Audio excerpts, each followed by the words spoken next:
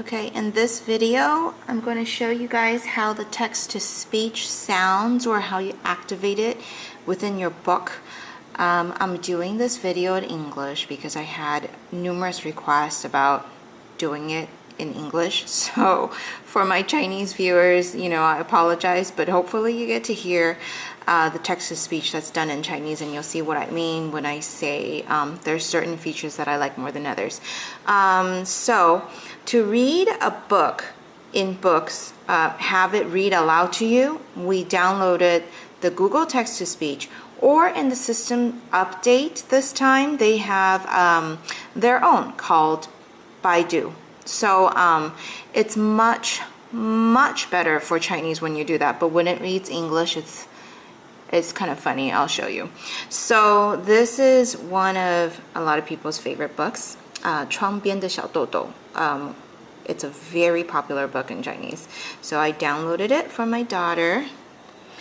And and I also switched it to traditional Chinese because we're learning that at home, but you can easily switch it back to simplified. It doesn't matter. So to activate text-to-speech, you just simply tap on this, and then on the top you're going to see a headphone sign. You're going to tap on the headphone sign, and I'm going to press stop for right now because it was using another text-to-speech. So I'm going to click on settings, and up here we're going to use their default for Chinese. So I say, hey, use this text-to-speech. Go back, and then I'm going to go back to the main page because that was way too fast. Flip page. Okay, so this is the first page. Here we go again. So tap back. Sorry, I didn't tap it at the right place. So tap your page in the middle for this menu to pop out. We are now going to witness their text-to-speech. It takes a minute for it to come on, and then you can adjust the volume down here. 小豆豆在走进新学校的大门之前，让我先来说明一下小豆豆的妈妈为什么感到不安。那是因为 That's very cute, right? Okay, so there are 5 voices down here. Woman, man, and then, I don't know, child? I'm not sure. So let me show you this one. This is a woman's voice. It takes a second to switch over voices. 就是上个星期的事情。 Okay, now I'm going to pause, and then you can have it read. You're like, okay, that's way too slow. What's going on? So let's make it faster so that it has more of a natural flow. 把小豆豆的妈妈请到学校，直截了当地说，您家的小姑娘在这里上学的话，整个班。Okay, so that was reading Chinese.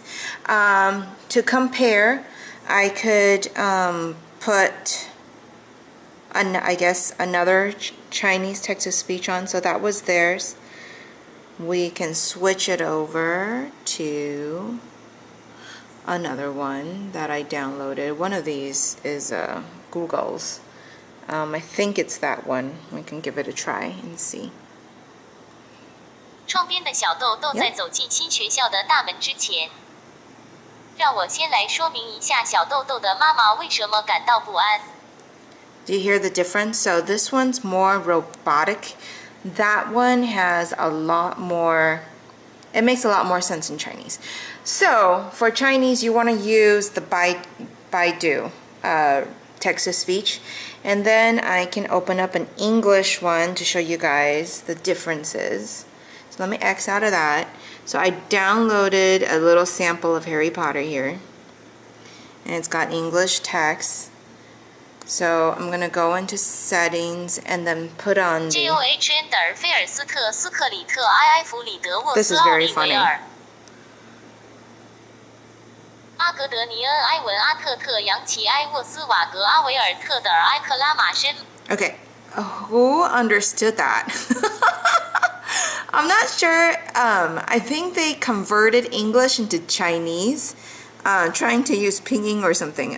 That was very odd. So, okay, I'm gonna come in here and choose theirs.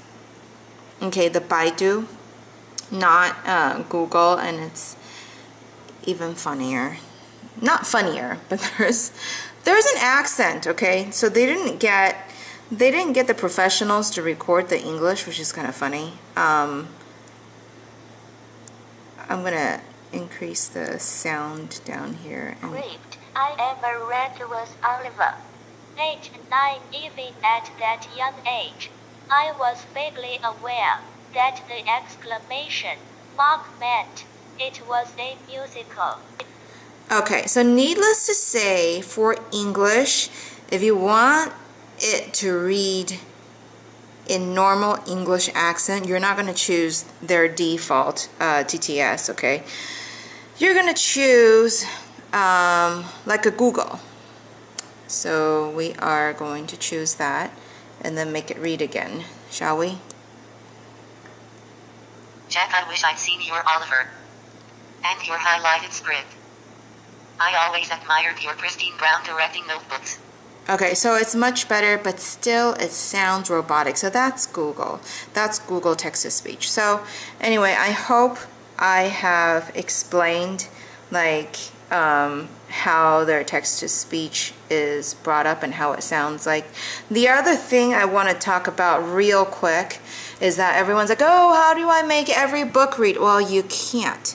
It depends on how they made your ebook, right? Some look at like this is part of the JD site. It depends on how they put it in there. If they put in recognizable text in there, then you can read the books. And it depends, it's just like, oh, what fonts they use, how many fonts are available to me. It really depends on that individual ebook. Most of the time, texts or EPUBs are easy to read.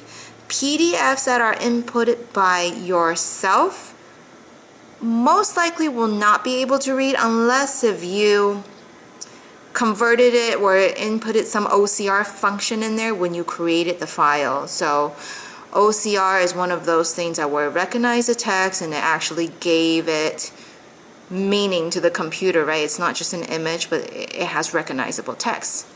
There's also Mobi, there's also EPUB, TXT, or, you know, if I inputted a Word document, definitely it's going to recognize because you're actually typing in there. It recognizes the letters and the text. But if you input an image PDF, you're not going to be able to do that, to have them read out loud. So most like children's bridge books in Chinese, if they have a lot of images, most of the time the Chinese people won't be separating images and text for you because it takes a lot of work.